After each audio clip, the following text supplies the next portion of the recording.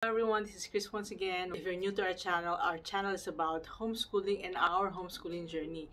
And I also sometimes share yung mga buhay-bahay ko po dito sa UAE. If you haven't done so, please do subscribe to our channel and you may also click the notification bell button para po makatanggap kayo ng mga updates pag nag-upload po kami ng mga bagong videos.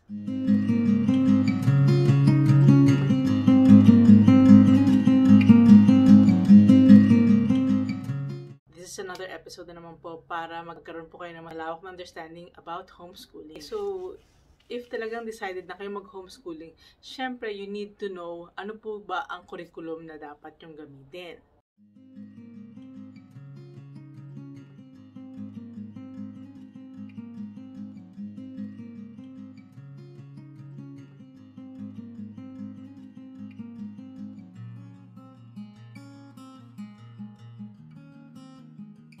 Today po, I'll share yung mga guiding principles po na ginagamit ko pag pumipili po ako ng curriculum.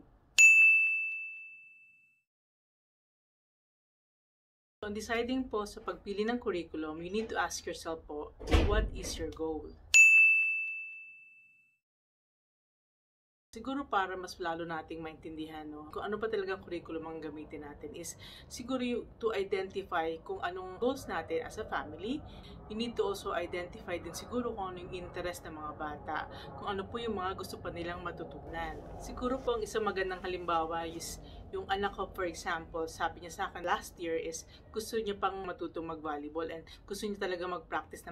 Since interested po siya sa volleyball, kailangan ko po siyang gawing part ng curriculum namin. And another example is kung halimbawa yung anak niyo is mahilig sa science, yung mahilig sa mga science activities. So siguro you need to find more materials para sa mga gagamitin yung mga science experiments, and siguro mas dagdagan niyo pa rin yung oras niyo para dun sa subject na yun. Kasi since interested siya talaga dun, by supporting yung mga interest nila, magbo-boost yung curiosity nila sa mga bagay-bagay. Kasi pag nakikita nila, lalo yung anak ko, gusto niya, kinesthetic learner kasi siya. So gusto niya yung may mga nadidiscover siya na ginagawa niya by hand, like mga science activities, or meron kaming ginagawa or kinikreate using our hands, like yung mga clay activities. Another example din po kasi, syempre another goal din namin is dapat align po yung curriculum namin sa DepEd.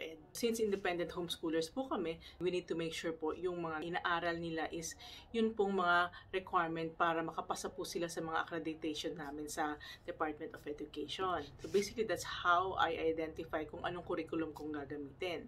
So yeah, kailangan nyo pong malaman yung goal nyo as a family and yung mga hilig, interest, or yung mga talents ng anak nyo. Another question you need to ask yourself is kung yung path ba is aligned dun sa personal development ng bata. Para sa akin po, importante po yung holistic development ng mga bata, yung spiritual, yung mental, emotional, social skills, intellectual, tsaka yung physical. I believe kasi na kailangan po kompleto yung tools na binibigay po natin sa mga bata for them to become successful in the future. So, halimbawa, ang nag-focus lang tayo sa intellectual, hindi natin na-develop yung iba pang areas na kailangan nila pagdating ng panahon. So, halimbawa, intellectually okay sila pero yung emotional skills nila kulang. So, minsan mahirapan silang mag-build ng relationship sa mga tao. So, kailangan po talaga, dapat balance po talaga yung ibibigay natin sa kanilang tools para po meron po silang kumpletong magamit nila pagdating ng panahon na maghanap sila ng work, or they have to deal with a lot of people, they have to meet new people. So, kailangan importante po yung lahat po is na ibibigay po natin sa kanila to help them grow as a person. And I think another thing to consider is also yung learning styles ng mga bata. So, itong learning styles po, halimbawa yung anak ko is kinesthetic learner. So, siya po, pag nag-aaral siya, kailangan po, it's something na nahahawakan niya.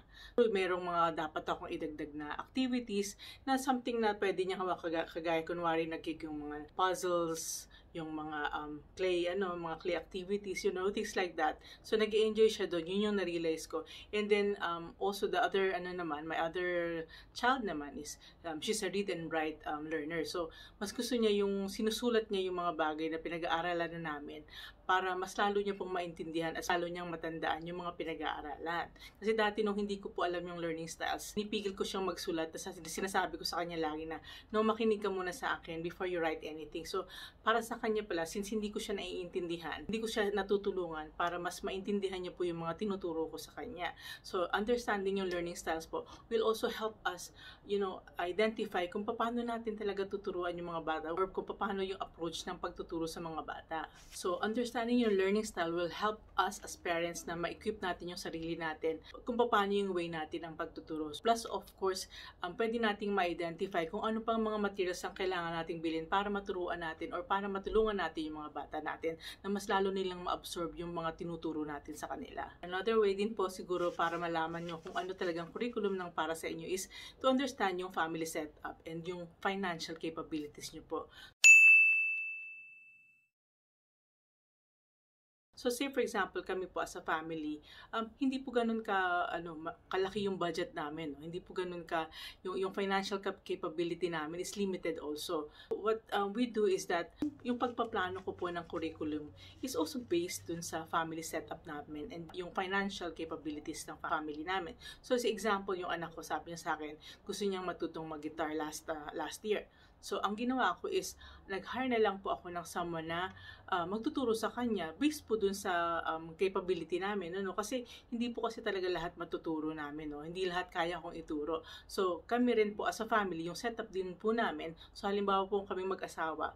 Since may mga subjects din po na nahirapan akong magturo sa kanila, yun po, binibigay ko naman po sa asawa ko, which is kung saan po siya komportabling subjects na kaya niyang magturo, yun po yung binibigay ko sa kanya, kagaya ng math, yung mga PE, siya po yung pinapagturo ko sa mga bata. And since limited din po yung financial capability namin, hindi rin po kami masyadong bumibili ng ganun kamamahal. And about yung mga projects namin or yung activities namin is based din lang po dun sa kung ano yung afford naming bilhin. So syempre, pag meron talaga kaming hindi kayang ituro and then capable naman kayo na mag-hire ng someone na magturo dun sa mga bata, pwede nyo rin pong gawin yun. Option nyo din po yun. These things you need to understand para po yun po yung isasama nyo sa pagpaplano. If yung part po rin ng goal niyo is to maximize din po yung learning ng mga bata at a minimal cost, understanding that will help you understand kung ano-ano po talaga yung very important na mga bagay or materials na kailangan nyong ibilhin.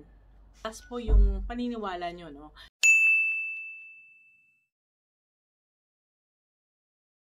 Kasi kagaya ko, I believe na kailangan pong suportahan natin yung mga bata or kailangan nating tulungan sila na ma-enhance nila yung skills nila at saka kailangan po natin silang suportahan sa mga interest nila para lalo silang ganadong mag-aral dahil po andun po yung pagsuporta natin sa interest nila.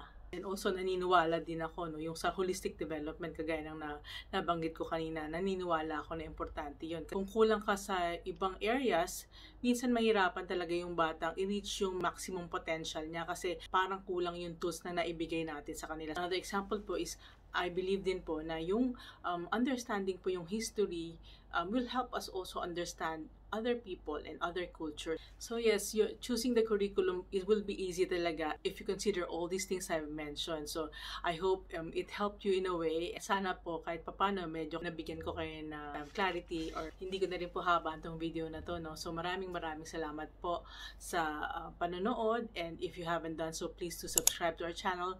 You can also click the notification bell button po para po makareceive kayo ng mga notification every time po nag-upload kami ng mga bagong videos. Maraming salamat po ulit. Until the next video po.